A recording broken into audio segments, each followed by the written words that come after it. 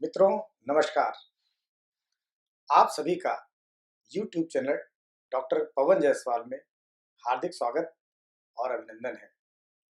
गत 10 दिनों से आपने इस आयकर से संबंधित, कर से संबंधित चैनल में जो आपने अपनी जागरूकता, उत्सुकता दिखाई है, लाइक किया है, सब्सक्राइब किया है, व्यूज़ किए हैं, उसके लिए हम आपका हार्दिक आभार व्यक्त करते हैं।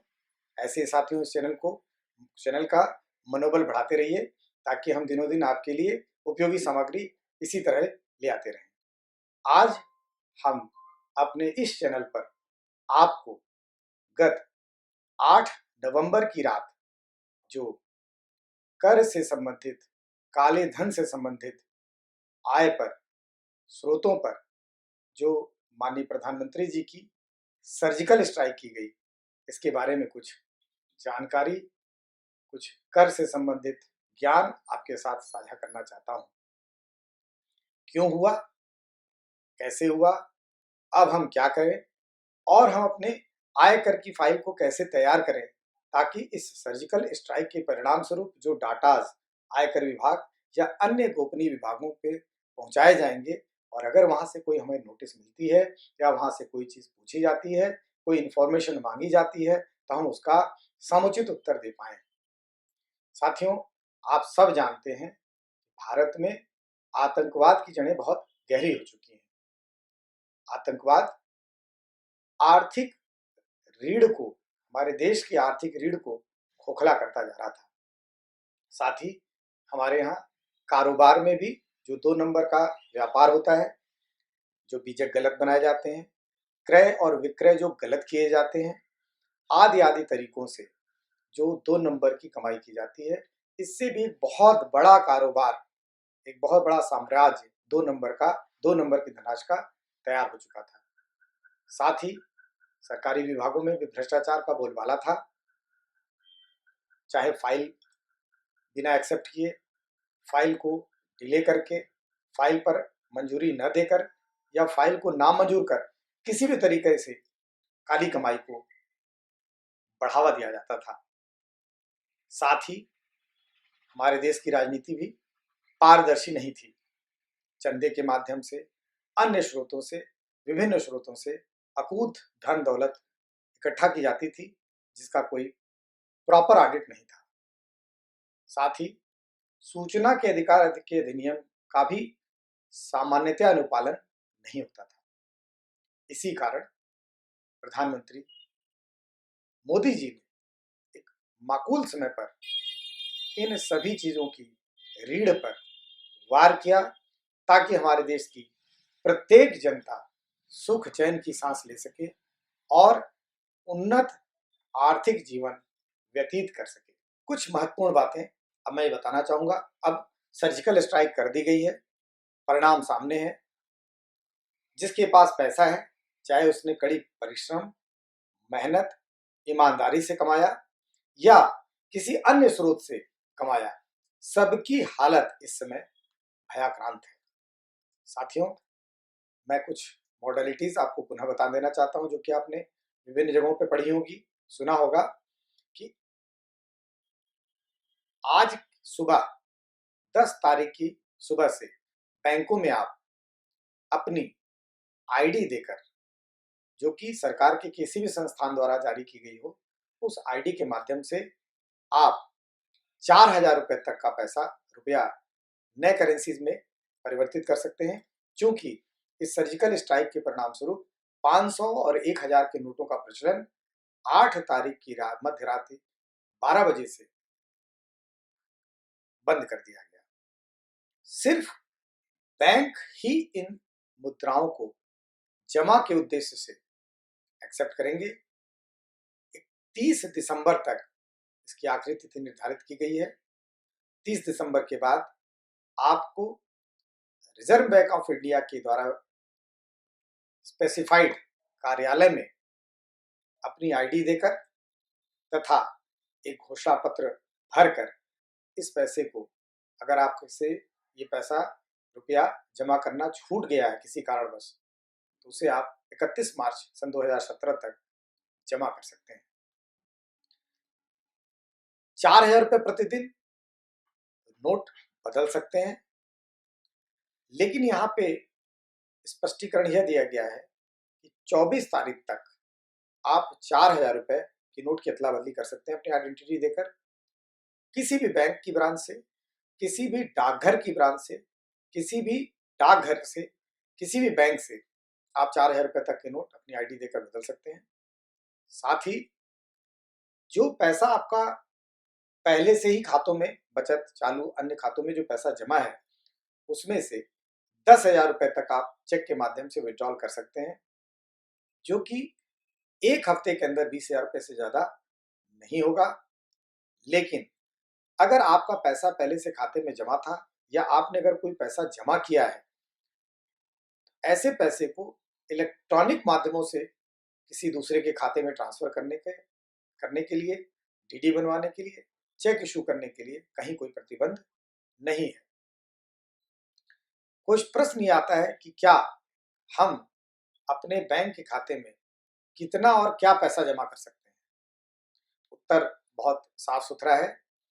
जितना पैसा आप आयकर के दृष्टिकोण से टैक्स पेड मानते हैं, जो कि आपने अपने घरों में रखा हुआ था किसी आकस्मिक खर्चे के लिए या खर्चे के लिए, अपनी डेली आवश्यकताओं को पूरा करने के लिए, उस पैसे को, उस रुपए को जो कि 500 और 1,000 रुपए के डिनोमिनेशन में थे, उनको आप अपने खाते में जमा कर सकते हैं।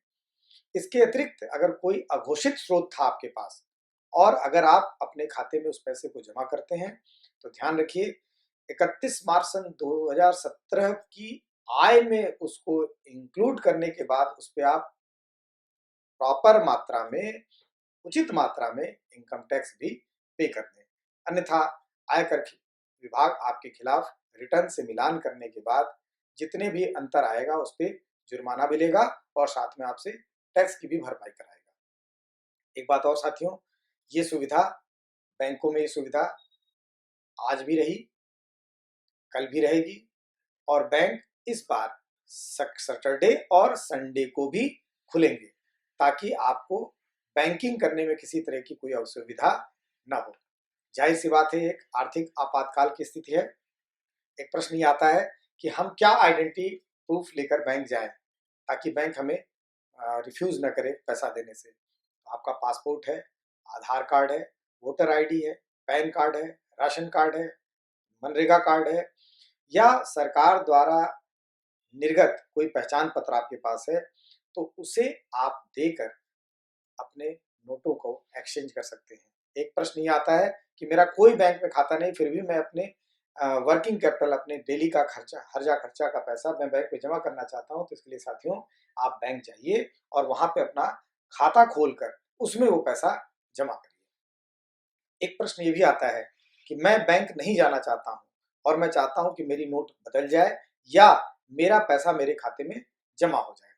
इस स्थिति में आपको, जिस व्यक्ति को आप बैंक भेज रहे हैं, उसे एक लिखित सहमति देनी पड़ेगी कि मेरे खाता संख्या में, अमुक खाता संख्या में अमुक व्यक्ति जिसकी आइडेंटिटी मैं डिफाइन कर रहा हूं, आइडेंटिफाई कर रहा हूं, उसे मैं भेज रहा हूं, चूंकि मैं बीमार हूं या मैं विदेश में हूं या कोई ऐसा कारण मेरे साथ विद्यमान है कि मैं बैंक नहीं आ सकता और मुझे पैसे की आवश्यकता है।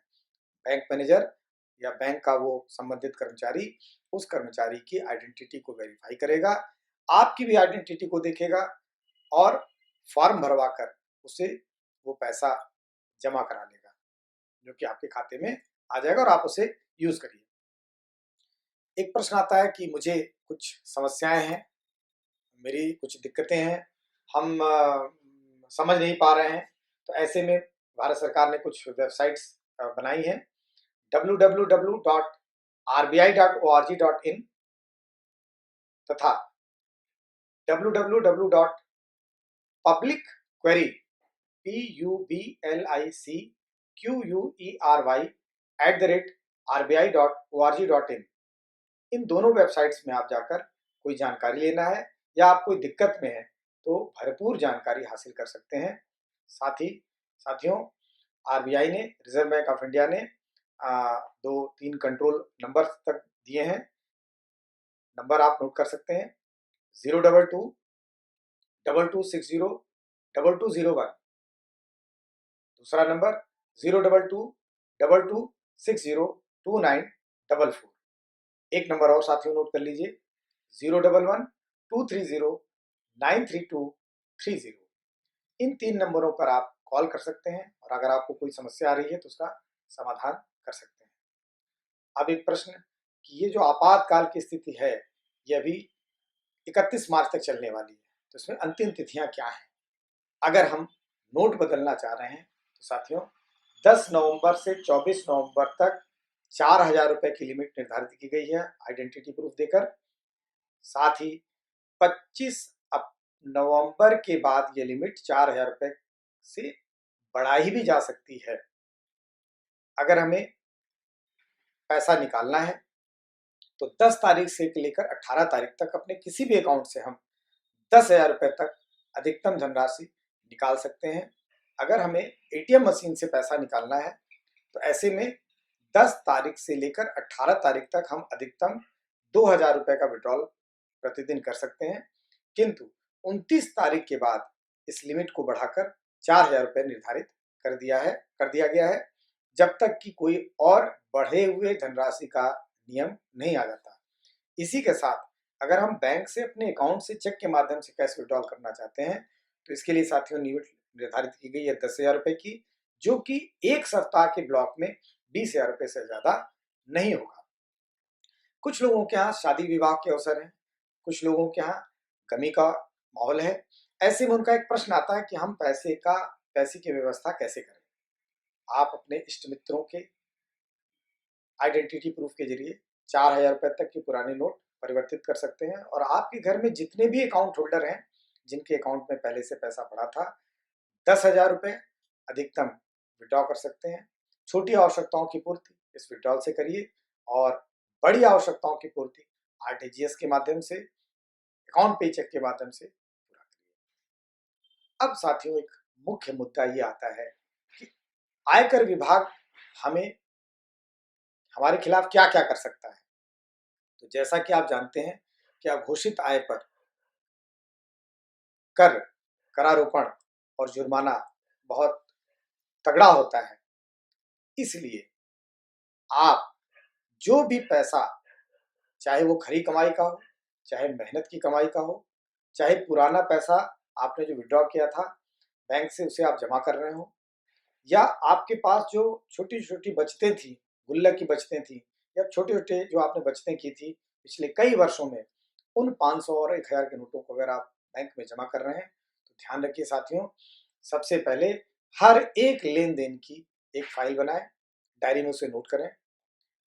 हर जमा का सबूत अपने पास अवश्य रखें, जिससे आपको किसी भी प्रकार के उत्तर को देने में आसानी होगी, चाहे वो प्रश्न आयकर विभाग से किया गया हो, या ईडी विभाग से किया गया हो, डीआरआई से किया गया हो, सीबीआई से किया गया हो, या किसी भी विभाग से, सरकारी किसी विभाग से किया गया हो, तो आपको आंसर देने में आसानी होगी। साथ ही आप अपना जमा खर्च, आय व्यय एवं बैलेंस शीट बनाने की कोशिश करें। परिणाम स्वरूप जो रकम आपको दिखती है वो रकम आप बैंक खाते में जमा कर सकते हैं।